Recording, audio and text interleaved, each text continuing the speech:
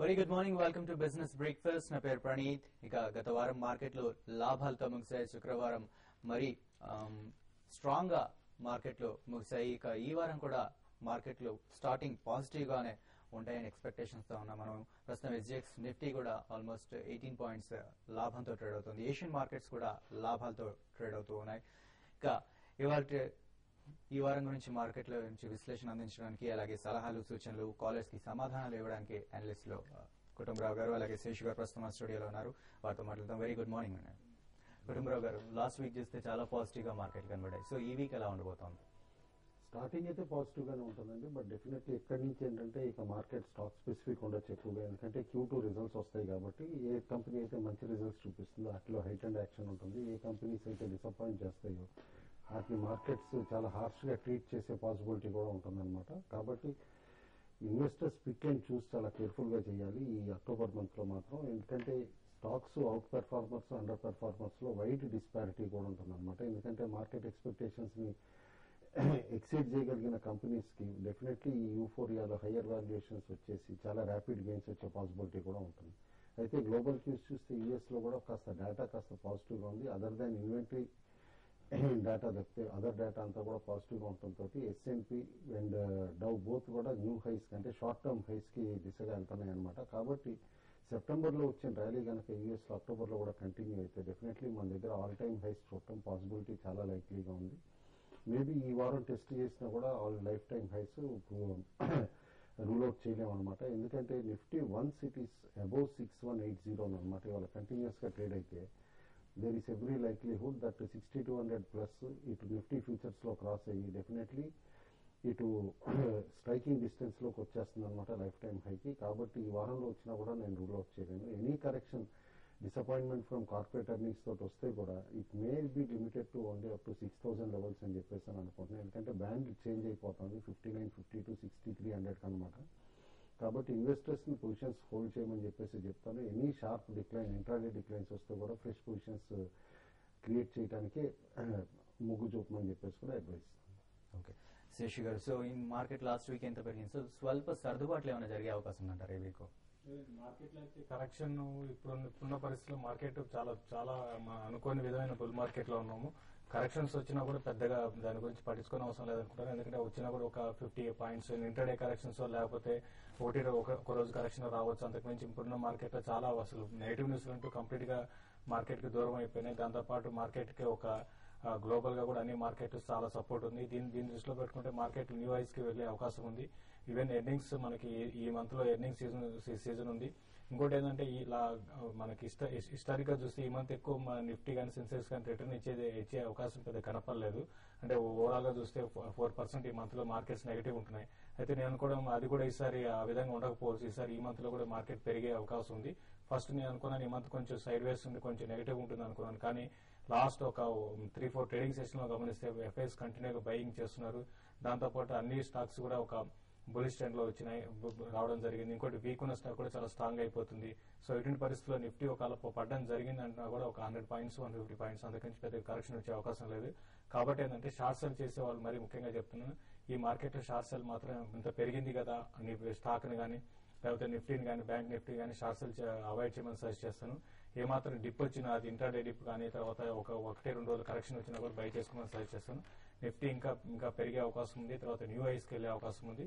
ఇక్కడ ఒకటి గమనించాలి, మార్కెట్ ఈ విధంగా బుల్ మార్కెట్ లో ఉన్నప్పుడు మాత్రం ఎటువంటి పరిస్థితులు షార్ట్ సెల్ చేయకండి. ఓకే, ఓవరాల్ గా శేషు గారు చెప్పింది బేర్స్ ని చాలా కేర్ఫుల్ గా ఉండమని చెప్తున్నారు. నెక్స్ట్ ఇవాళ మన ఫస్ట్ కాలర్ హైదరాబాద్ నుంచి సరిత గారు లైన్ లో ఉన్నారు. హలో హలో, గుడ్ మార్నింగ్ అండి. గుడ్ మార్నింగ్ అండి. JP association. అవును, 135 కి యావరేజ్ ప్రైస్ మాది. 1400 షేర్లు ఉన్నాయండి. ఓకే, షార్ట్ టర్మ్ కోసమా లాంగ్ టర్మ్ అండి? ఏంటి షార్ట్ టర్మా లాంగ్ టర్మా అండి? షార్ట్ టైం అంటే ఇప్పుడు తీసుకుని 6 months అవుతుందండి. 1-2 months లో. ఓకే, ఇంకా 1-2 months. జేపీ అసోసియేట్స్ మీరు అన్నట్టుగా ఈ స్టాక్ అయితే ఏమాత్రం లాస్ట్ 6 months నుంచి స్టాక్ పెరగలేదండి. 135-140 లెవెల్స్ నుంచి స్టాక్ అయితే బాగా కరెక్ట్ అయింది. ఇప్పుడున్న పరిస్థితుల్లో స్టాక్ మార్కెట్ చాలా బుల్ ట్రెండ్ ఉంది కాబట్టి ఇటువంటి స్టాక్స్ అని కూడా ఇన్ని రోజులు పెరగని స్టాక్స్ అన్ని కూడా ఇక్కడ నుంచి బాగా పెరిగే అవకాశం ఉంది. కాబట్టి మీరు స్టాక్ ను హోల్డ్ చేయండి. లాస్ట్ 2 కోట్లు కొంచెం ఈ స్టాక్ కొంచెం నెగిటివ్ గా రావడం జరిగింది. ఈసారి కానీ క్వార్టర్ ఏమాత్రం పాజిటివ్ వస్తే జేపీఎస్ చేసి మాత్రం ఇక్కడ నుంచి మళ్ళీ 150 to 160 షార్ట్ టర్మ్ టార్గెట్ గా అని చెప్పొచ్చు. అది కానీ దాటిందంటే మాత్రం దీంట్లో కూడా పెద్ద అప్ ట్రెండ్ రావడానికి అవకాశం ఉంది. మీరు షార్ట్ టర్మ్ కి లాంగ్ టర్మ్ కూడా స్టాక్ అయితే హోల్డ్ చేయమని సజెస్ట్ చేస్తున్నాను. ఓకే అండి. నెక్స్ట్ కర్నూలు నుంచి రాముడు గారు మన next caller. Hello hello morning అండి, చెప్పండి. Hello good morning sir. Jubilant Food Works. ఆహా హలో చెప్పండి. జూబ్లెంట్ ఫుడ్ వర్క్స్ 470 లో ఉన్నాను సార్. ఓకే మరి పెరిగే సూచనలు ఉన్నాయంటారా? అంటే ఇది రీసెంట్లీ లిస్టెడ్ కౌంటర్ అని మీరు చూసే ఉంటారు. లిస్టింగ్ దగ్గర నుంచి మోర్ దాన్ 100% ప్లస్ గెయిన్స్ ఇచ్చిన కౌంటర్ కూడా, అండ్ హ్యూజ్ ఇన్స్టిట్యూషనల్ యాక్టివిటీ కూడా ఉంది. బట్ మీరు హయ్యర్ బ్యాండ్ లో కొన్నారు అండ్ అబ్జర్వ్ చేస్తుంటారు కూడా స్టాక్ 500 పైన స్ట్రాంగ్ రెసిస్టెన్స్ వస్తుంది అనమాట. ఎందుకంటే కపుల్ ఆఫ్ క్లోజింగ్స్ 500 పైన చేయగలిగినా కూడా నిలదొక్కుకోలేకపోయింది. కాబట్టి కొంచెం అలర్ట్ గా ఉండండి. ఎందుకంటే మార్కెట్స్ హైట్ అండ్ యాక్షన్ మొదలైన తర్వాత Q2 రిజల్ట్స్ వచ్చిన తర్వాత డెఫినెట్లీ కాస్త older stocks, front line stocks లో రీన్యూడ్ ఇంట్రెస్ట్ ఉంటుంది. అండ్ ఈ కొత్త స్టోరీస్ ఏవైతే ఉన్నాయో వాటిలో కాస్త యాక్షన్ కూడా తగ్గే పాసిబిలిటీ ఉంటుంది. But all in all as of now మాత్రం మొమెంటం జూబిలెంట్ ఫేవర్ లోనే ఉంది. యాజ్ హోల్డ్ చేయండి మీరు పొజిషన్. ఓకే అండి. నెక్స్ట్ రామారావు గారు మన నెక్స్ట్ కాలర్ విజయవాడ నుంచి కాల్ చేస్తున్నారు. హలో నమస్తే సార్. నా పేరు రామారావు, విజయవాడ నుంచి. చెప్పండి. Oswal chemicals and fertilizers fundamentals ఎలా ఉన్నాయో స్టాక్ హోల్డ్ చేయొచ్చు చెప్పండి. నేను 500 షేర్స్ ఉన్నాయండి. కుటుంబంలో ఎవరు చెప్పినప్పుడు కొన్నాను. ఇందులో ఫండమెంటల్స్ ఏం లేవండి. అంటే మ్యానుఫ్యాక్చరింగ్ దీని విధంగా అనమాట. ఓన్లీ రియాలిటీ గెయిన్స్ అనమాట. హ్యూజ్ ప్రాపర్టీ ఉంది కంపెనీకి. ఎప్పుడైనా సరే దాని నుంచే వాల్యూ అన్లాక్ అవుతుందండి. మోర్ ఓవర్ ప్లాంట్ కూడా రిలయన్స్ కి నైబర్స్ అనమాట, ముంబై ఫ్యాక్టరీ దగ్గర. అందుకని చెప్పేసి వాల్యూ అన్లాక్ పాసిబిలిటీ ఉందని చెప్పేసి ప్యూర్లీ ఎప్పుడైనా సరే ఎసెట్స్ సేల్ అయినప్పుడు ఈ స్టాక్ లో పెరిగే స్కోప్ కూడా ఎక్కువగా ఉంది. ఓకే. నెక్స్ట్ భద్రాచలం నుంచి శేషు గారు లైన్ లో ఉన్నారు. హలో గుడ్ మార్నింగ్ అండి. Good morning. Good morning Kutumbarao గారు అండ్ శేష్ గారు. గుడ్ మార్నింగ్ అండి. Good morning. JSL limited, JSL stainless limited and Welspun Corp limited అండి. ఈ రెండు జేఎస్ఎల్ కనుక చూస్తే అది 1 year గా చాలా అండర్ పర్ఫార్మింగ్ గా ఉంది. రిటర్న్స్ ఎలా ఇచ్చే అవకాశం ఉంది లాంగ్ టర్మ్ లో. అలాగే వెల్స్పన్ కార్ప్ చూస్తే ఇప్పుడు LIC 500 crores ఇన్వెస్ట్ చేస్తుంది. అందులో ఎక్స్పాన్షన్ ప్లాన్స్ కూడా బాగున్నాయి. సో ఈ రెండింటి కంపెనీస్ లో ఏ స్టాక్ మంచి రిటర్న్స్ ఇచ్చే అవకాశం ఉంది? వీటిని ప్రెసెంట్ రేట్ లో తీసుకొని లాంగ్ టర్మ్ కి అక్యుములేట్ చేసుకోవచ్చా? Welspun one of the largest pipe manufacturers అండి. అది తెలిసిన విషయం అనమాట. అయితే రీసెంట్ వాళ్ళ ఎక్స్పాన్షన్ ప్లాన్స్ చాలా అగ్రెసివ్ గా ఉన్నాయి, కానీ బ్యాక్వర్డ్ ఇంటిగ్రేషన్ తక్కువ ఉందన్నమాట కంపెనీది. కాబట్టి రా మెటీరియల్ ప్రైసెస్ పెరిగినప్పుడు మార్జిన్స్ ఇంపాక్ట్ అయ్యే పాసిబిలిటీ ఉంది. Otherwise company has become one of the leading player even in Middle East కూడా అనమాట. లార్జ్ ఆర్డర్స్ అక్కడ కూడా బ్యాక్ చేయగలిగారు. కాబట్టి యాజ్ ఆఫ్ నో మాత్రం మీరు హోల్డ్ చేయండి. మోర్ ఓవర్ F&O స్టాక్ కూడా కాబట్టి యాక్టివిటీ బాగా ఉంటుంది స్టాక్ లో. ఇన్ఫాక్ట్ ఫ్రెష్ బయింగ్ కూడా షార్ప్ డిక్లైన్స్ వచ్చినప్పుడు మాత్రం బై చేయొచ్చు. బట్ ఈ should be alert with the raw material prices అనమాట. అయితే జేఎస్ఎల్ మాత్రం Jindal stainless huge debt restructuring అయిందని లాస్ట్ టైం. ఆ డెట్ రీస్ట్రక్చరింగ్ అయిందన్నప్పుడు 120+ కూడా స్టాక్ వెళ్ళింది, కానీ రేంజ్ బౌండ్ అయిపోయింది అనమాట. లార్జ్ గెయిన్స్ ఇవ్వలేకపోతుంది. Stainless steel prices are determined by global prices also from China అనమాట. And recently stainless steel aggressive pricing రాలేకపోతుంది చాలా చోట్ల అనమాట. కాబట్టి స్టాక్ కూడా రేంజ్ బౌండ్ అయింది. Preferably I will choose Welspun corp over JSL. Okay. Next Kandukuru నుంచి శ్రీనివాస్ గారు next caller. Hello good morning అండి. Good morning everybody. Good morning అండి, చెప్పండి. సార్ కుటుంబరావు గారు, సూర్యచక్ర పవర్ 17 రూపాయలు తీసుకున్నాము. ఈ మధ్య యాక్టివ్ అయింది. JSW ఈ ప్రైస్ లో డెలివరీ తీసుకోవచ్చు. 6 months టార్గెట్. సూర్యచక్ర పవర్ ఉంది కొంచెం ఫండమెంటల్ గా కొంచెం చెప్పండి సార్. సూర్యచక్ర ఒకటండి వెరీ స్మాల్ పవర్ కంపెనీ అనమాట. ప్లాన్స్ అయితే మెగా ప్లాన్స్ అనౌన్స్ చేశారు. బట్ ఫండ్ రైజింగ్ ఎట్లా చేస్తారనేది మనకు తెలియదు అనమాట. ఎందుకంటే ఛత్తీస్గఢ్ అండ్ అండమాన్ లో ఇలా కెపాసిటీ కమిషన్ కూడా తక్కువే.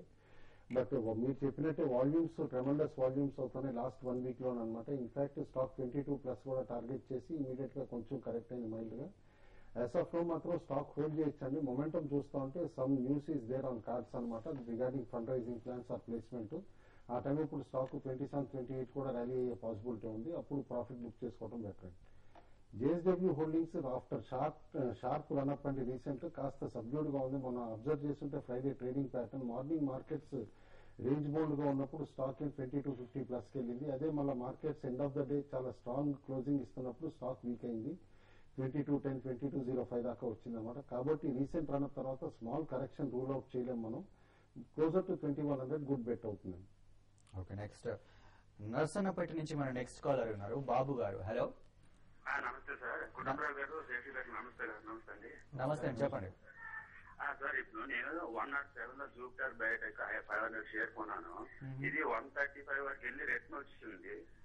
ఇప్పుడు 90 ఉందని ట్రేడ్ అవుతుంది. దీని టెక్నికల్స్ అండ్ ఫండమెంటల్స్ ఒకటండి, జూపిటర్ బయో సైన్స్ లాంటి దానికి టెక్నికల్స్ దాని మీద మీరు బేస్ చేసుకోవడం కన్నా ఏంటంటే ఇది స్టాక్ ఫండమెంటల్ గా మీరు చూసుకోవాలండి. అయితే ఇది మరీ లాంగ్ టర్మ్ అయితే మాత్రం మీరు స్టాక్ అయితే మీరు హోల్డ్ చేయకండి, మీరు షార్ట్ టర్మ్ కోసం అనమాట.